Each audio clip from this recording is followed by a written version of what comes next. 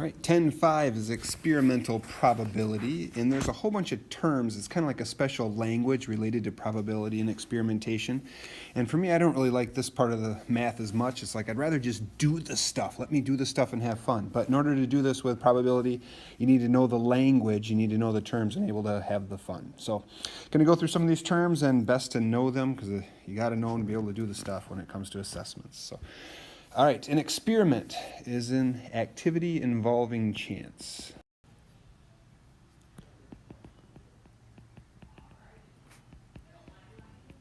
So we're going to run experiments like rolling dice and things like that. A trial is going to be when you roll the dice, what do you get? So it's kind of each observation or each repetition. So each time you roll would be a trial. So it's each repetition or observation of an experiment. And now the outcome is going to be each possible result. So each possible result. So if you're rolling one die, it would be a number between 1 and 6. If you're rolling 2 dice, it would be some number between 2 and 12 if you're looking at the sum of the dice. So the sample space then is going to be the set of all possible outcomes. So just to clarify, the outcome would be the result of one roll. Like, oh, I got a 3 and a 1, so I have a 4. The sample space is going to be that 2 to 12, like all the possible different ones you could get. So to just kind of run through from the top, if you have like rolling a normal die, so now we're just rolling one dice or one die, the experiment would be this thing here, rolling it is what do you get? That's the experiment. The trial is going to be each time you roll. So if you roll 5 times, you do 5 trials. The outcomes would be what number you get each time you roll, and you'd get 6 possible outcomes. And then the sample space is going to be those numbers that you could get. You could get a 1 to a 6. All right, so I'm not going to go through and write all that down, but event then is our next thing. So an event is an outcome or combination / set of outcomes. So an event, an outcome, or combination / set of outcomes. So this combination / set, that's probably the confusing part, but that'd be like if you're rolling 2 dice, that technically it's 2 outcomes. You know, one die is a 5 and one die is a 2. So it's kind of that combination of the 2 together. Or if you're flipping coins, you know, it's going to be what they end up with. Are they both heads would be like one combination you could get. All right, probability. So up to the actual title here is experimental probability. So probability is what we're going to be looking at by doing experiments. And it's the measure of how likely an event is to occur. So the measure of how likely an event is to occur. So in other words, if you're looking at like rolling 2 dice, how likely is it that you roll a 6? How likely is it that you roll, a total of 6? How likely is it when you roll 2 dice that you get a total of 2, and so on? So we can write these 3 different ways. The first way we can write them is as a fraction. So if we're talking about rolling a 6, that there's 36 different possible combinations of rolling 2 dice. And we'll get into some of this stuff later on. But then for a 6, the 5 out of 36 would be for rolling a 6. So that would be an example, would be like 5 out of 36. If that was something that we could reduce, like what's the chance of rolling a total of 3, that'd be 3 out of 36. And then you should reduce that down to, instead of leaving it 3 out of 36, I don't know if this is worth writing, but then you should take and you should change that to a 1 out of 12. So always reduce your fractions just like you normally do.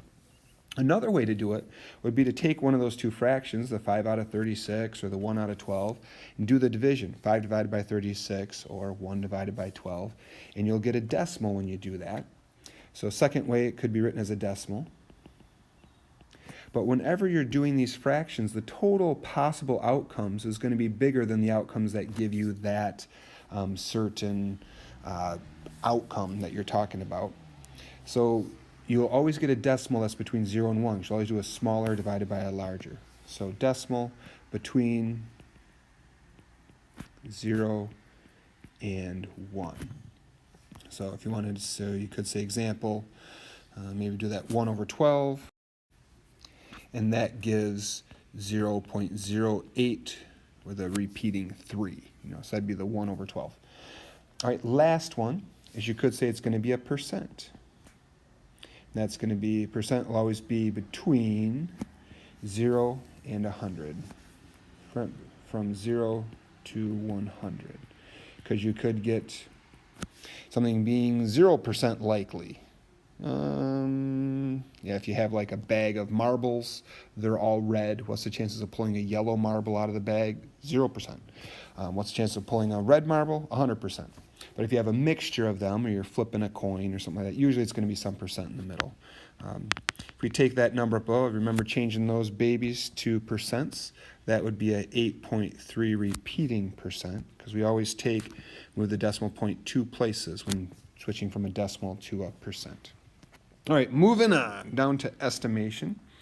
Estimation uses the words impossible, unlikely, as likely as not, likely, or certain, kind of going from the never going to happen on the continuum always to the always going to happen. So we could go through and pick one of these words for here. So there will be 7 days this week. And unless the world ends, you could take that and you could say that is certain. So there's 7 days every week. All right. Example 2. You could correctly guess a number between 1 and 1,000. So say I have a number in my head, and I do. Which one of these is it going to be? It's unlikely. It's not impossible. You could guess my number, but it's pretty unlikely. My number is 153. So maybe somebody got it. So this is unlikely. But if you have a 1 in 1,000 chance, it's not impossible. Or you flip a head on coins. You flip heads on a coin. So you're flipping a dime, flipping a quarter, you get a heads. Well, you have a 1 out of 2 chance. So that's going to be this middle one there, the as likely as not. So as likely as not. And you roll a 7 on a normal die. Well, if you have a die that goes from 1 to 6, that should be impossible.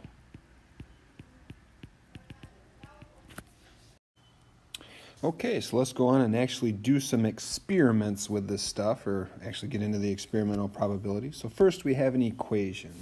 So experimental probability, excuse me. And if you think back to the ones we were just doing with the fractions and decimals and stuff, basically that's what we're doing. So it's the number of times an event occurs, so number of times an event occurs divided by the number of trials. And if you think back to what we were saying at the beginning, kind of at the top of the notes, the event, that's going to be the certain outcome, like when you flip heads on a coin or something like that. Whatever you're looking for is that event.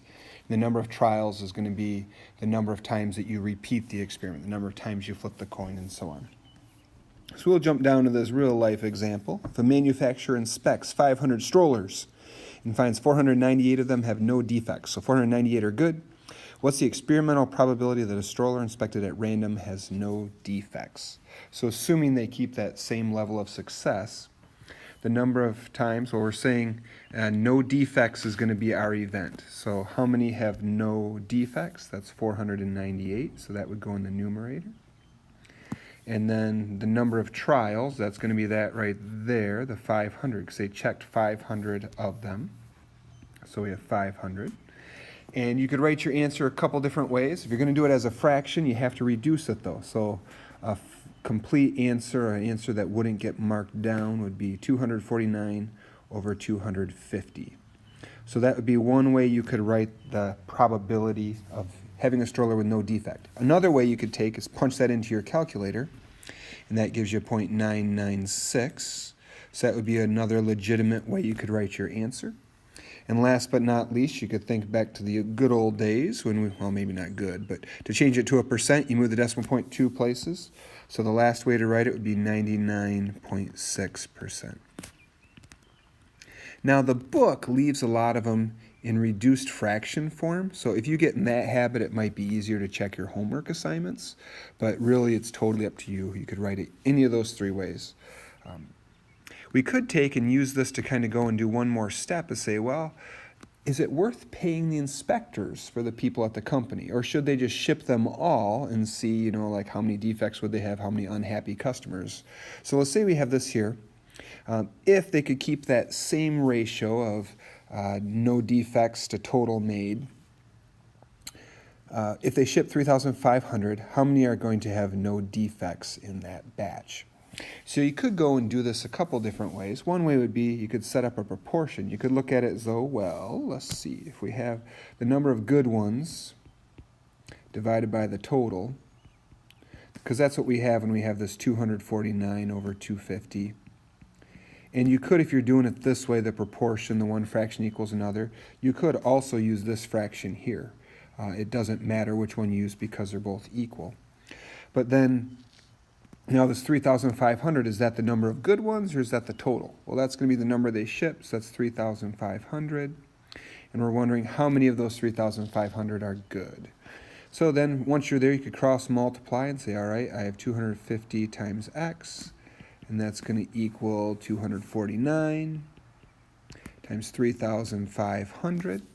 If you grab a calculator, punch that in, 249 times 3,500 gives me 871,500 on that side. But let's just try to do this all in one step because I'm starting to hurt for space. And I'm going to have to do that top product divided by 250, find x. So we'd find that x, the number that are good out of 3,500, is 3,486.